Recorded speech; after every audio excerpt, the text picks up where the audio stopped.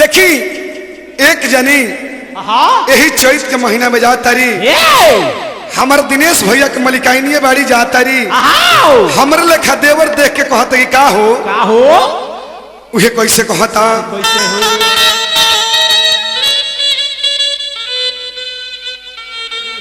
कि चैत चीत चोर पुरवैया के भोर हई जवानी के जोर अब सहलो न जाला गेहूं जव मसूरी रहरिया के तिरछी नजरिया के आहे गोरिया के कमरिया अब देखलो न जाला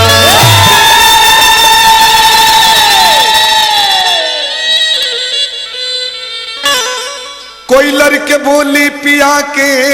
ठिठोली कोई लड़के बोली पिया के ठिठोली देवर के कुबोली सहलो न जाला अरे आव आव आव धुत पिया लागत नहीं खे मोरा जिया और काट धामे आंगना दुआर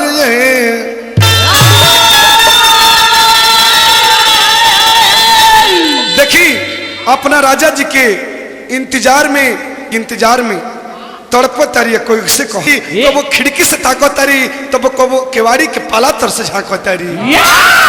कैसे कह तारी कैसे हो ए ददन भैया कह तारी कैसे कि नैना रात दिन बरसे कि नैना रात दिन बरसे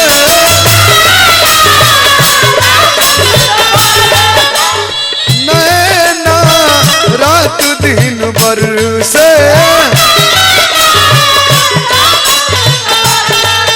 चैता में चल गइल घर से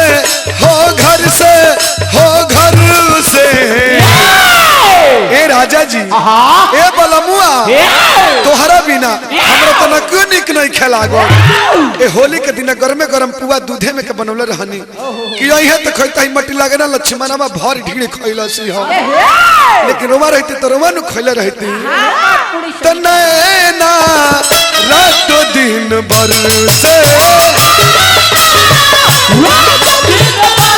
हो नैना रात दिन बरसे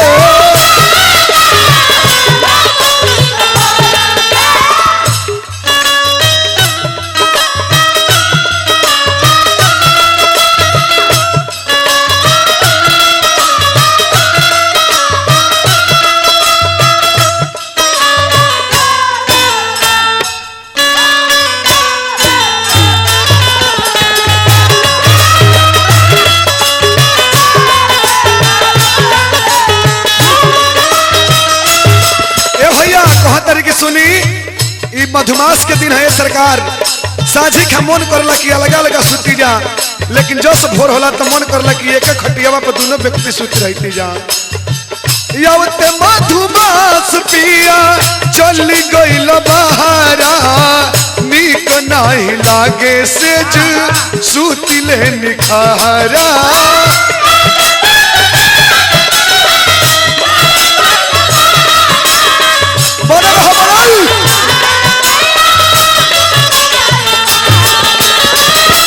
देखिए हमने के मंटू बाबा के तरफ से 500 रुपया के पुरस्कार ये मंटू बाबा के और हम चाहम कि 10-20 को बस चले लागो सब हाई फिर हमरा संजय भैया के तरफ से 1001 रुपया का पुरस्कार भगवान करी कि यही तरह राउर छवि या कवि रुआ बना रही